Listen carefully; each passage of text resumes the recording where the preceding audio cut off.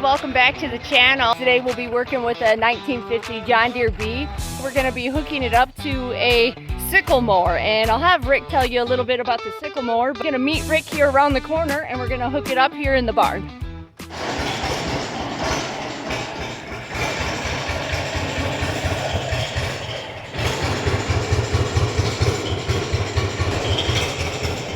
I don't want to break that. No, I don't want you to break that either. We'll put that up here with the rest of our collections. How's that? There we go. Probably move that later. Alright, so this is the sickle mower here.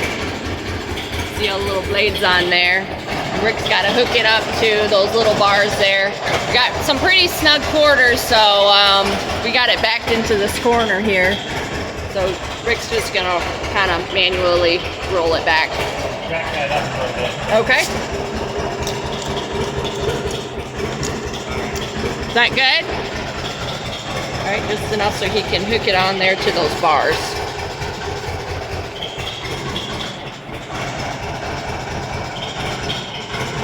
Got it? You want me to hold it? Yeah, hold it. Alright, so I'll just use my muscles here and hopefully I'm doing a good job. Hold it in place just enough so that he can get those latched.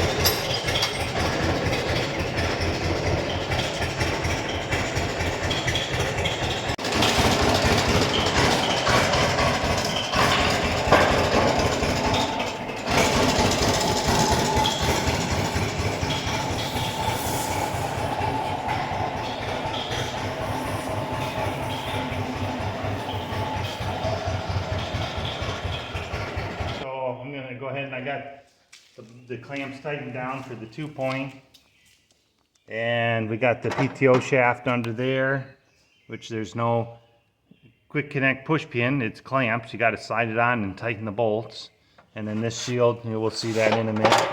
And I kind of went ahead with some miscellaneous or defective parts that we had laying around, and I had made a hydraulic lift to be able to lift the cutter bar for my turnarounds and things like that. So it was kind of a quick little install. The cylinder works good, but my mounting brackets need a little bit better support there. But either way, so I'm going to just hook these up real quick before I hook up my PTO shaft, because this tractor does not have live PTO or live hydraulics, so the PTO has to be running and the clutch engaged to run both the PTO and run the hydraulics. So, but I did make these adapters, so I've got hydraulic quick connect adapters into the John Deere power trawl unit for my hydraulic power. So I'm going to just make sure I got that hooked up in the correct direction. I don't use it enough to remember which cord is which.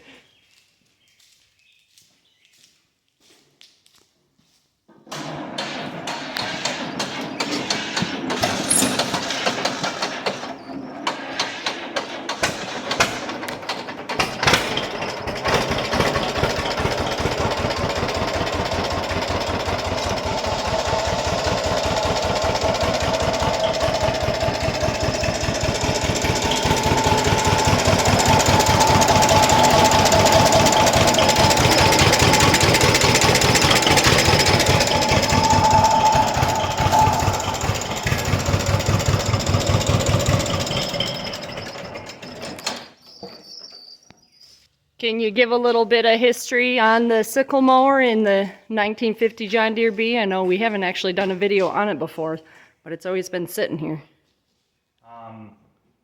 Yeah, so like you said, it's a 1950 John Deere B. I bought it from a friend of mine who was about the same age as me. He restored it in high school.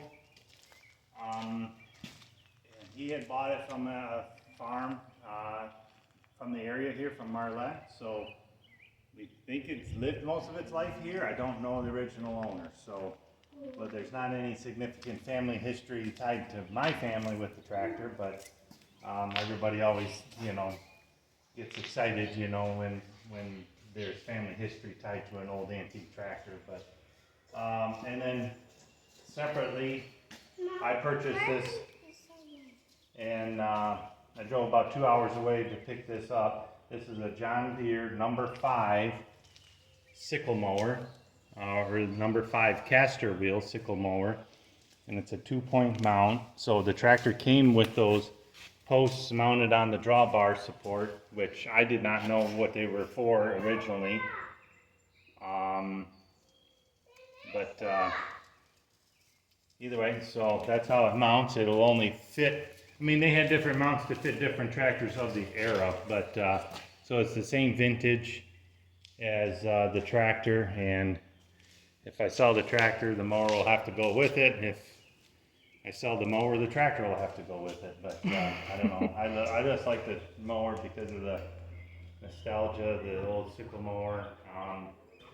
It's just hard to handle as far as storage and hook up, and you know, it's not like today's implements and attachments, but it does work well. So maybe we'll just keep it for the fun of it, I guess. Yeah. But, either way. We use it to cut the grass, right? Yeah, we use it to cut the grass in the yard, And then we bale it. We get a few bales out of it, and Yeah. we were feeding the goats with it at the time. But now that we don't have the goats, we just list the hay for sale and just do it for fun. So. Yep. But this is a. I guess if I were to stand on it, I don't know if they'd call that a 7-foot, but you know, with my height, 6 foot, I'd probably say it's about a 6-foot cut. So, but they made different length bars, I believe. But either way, yeah, we're gonna get it hooked up and get it lubricated, and looks like we need a little bit of air, and then we'd be ready to go. All right, sounds good.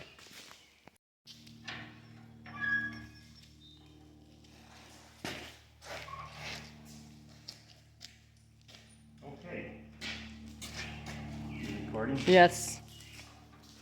Alright, so that's our manual raise and lower and our support rod for transport. And then from there, let me see, I'll hit the lever here and it'll go down. It should. Uh-oh. Oh, wait a minute, I got it locked in here. So this was originally set up with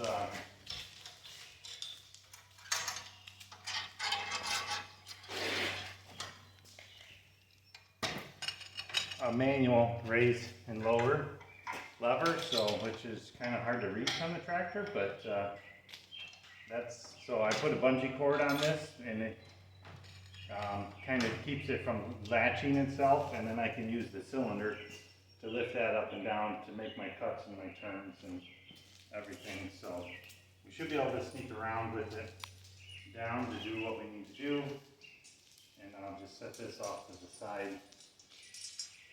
And we got the clamps tight, we got the PTO shaft installed and clamped to the tractor shaft. I had to swap the hoses because they were backwards. We got the PTO guard attached to the tractor, and that. I know our oil is good in the chain case, so we're just going to squirt some grease into this pivot joint here, and a little bit in the wheel, and put some air in there, and maybe spray some spray lube on our cutter bar, and we should be good to go. So. Okay. Okay, so couple little things. You know, this spring here is a spring assist for the lift, and then this lever here adjusts the tilt of the cutter bar. So you can see how that's tilted up. That would probably maybe help some crops fall off of the cutter bar. Or if you've got, you know, maybe stony ground or something, but I usually run it all the way tilted forward like that and get a flat cut, and it seems to work pretty good. I'm trying to think if there's any other options. It does have, this spring here is attached to a latch, and I'm sure it will happen later, but when the cutter bar plugs, there's a slip clutch, and this will actually kick back. If you were to hit something like the stump or get plugged up with grass, it'll kick back so it doesn't actually break the cutter bar here. And I can probably do this.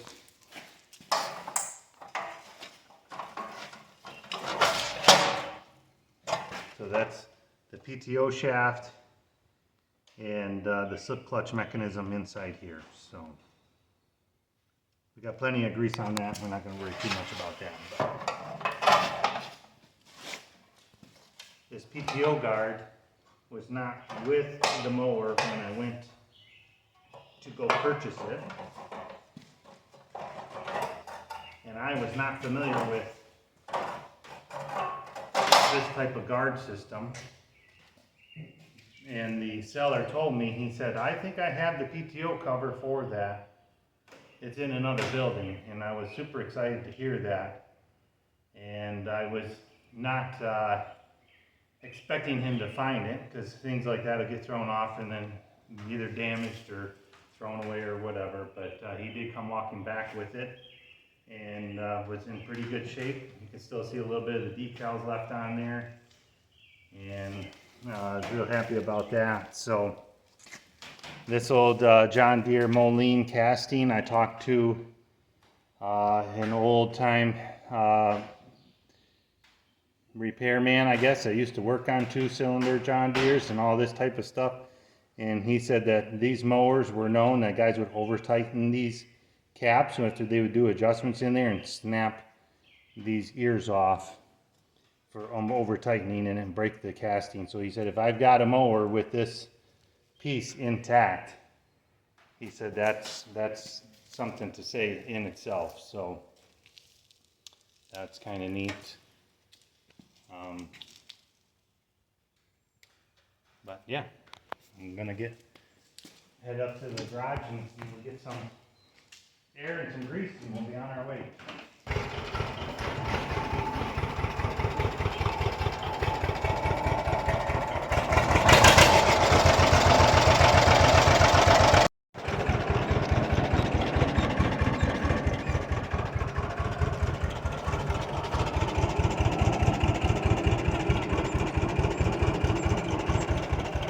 What's that saying? Take care of your equipment and your equipment takes care of you? Yep.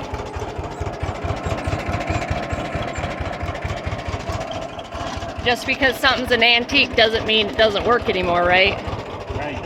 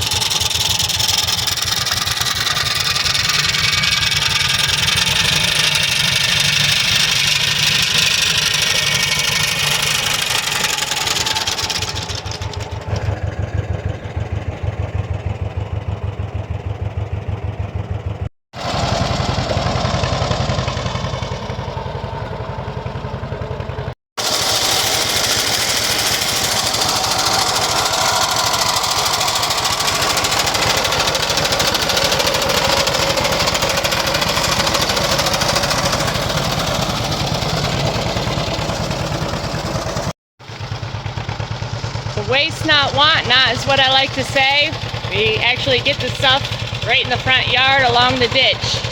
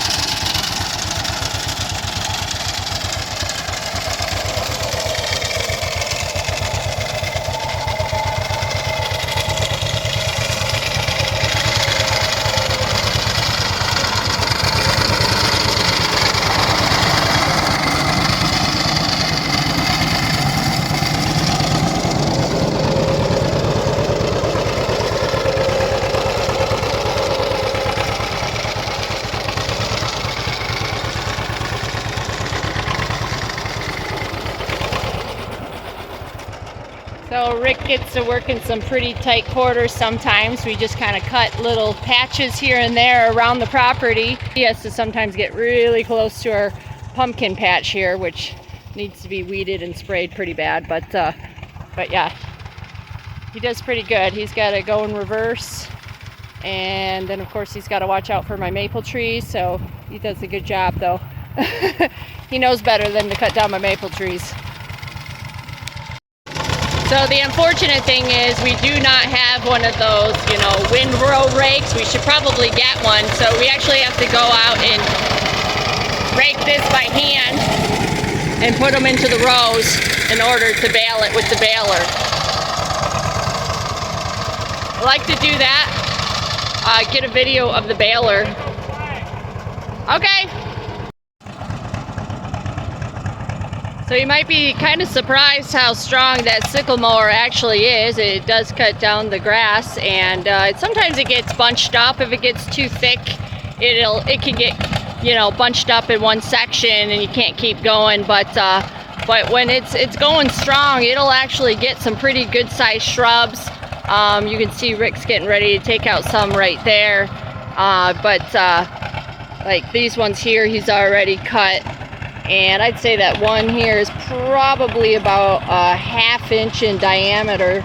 And so it can do quite a bit. You can almost see some here that he got kind of close to the tree to get the shrubs that were underneath. And he can do quite a bit of them all at once. So, but yeah, it works really well. And I'm surprised for such an old piece of equipment that it continues to get the job done year after year after year. So.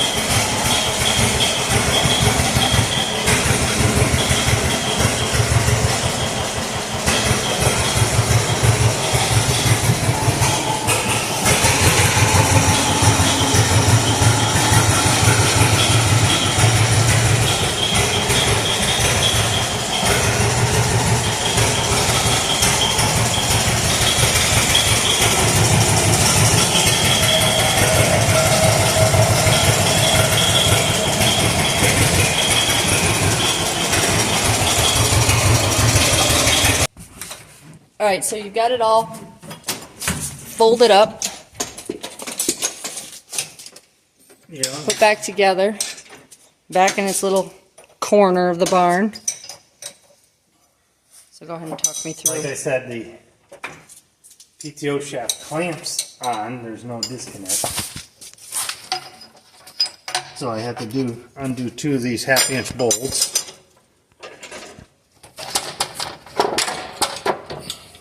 You can see them there. So that'll undo that.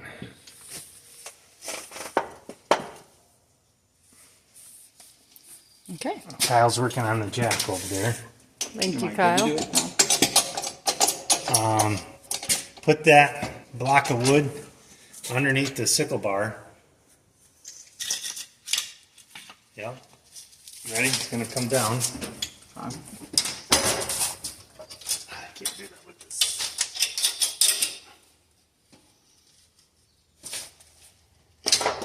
There. So now that weight will sit on that. We got our little block of wood under here in the bank. Yep. Alright, you can go ahead and start jacking it up. Just undo the 2 ½ inch bolts out. Hold the clamps.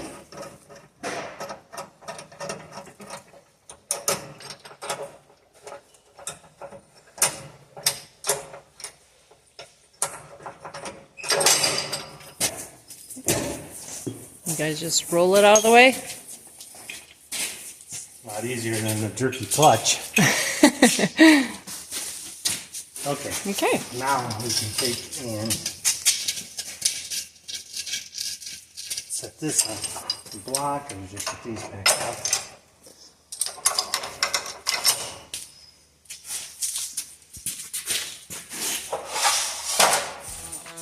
Okay.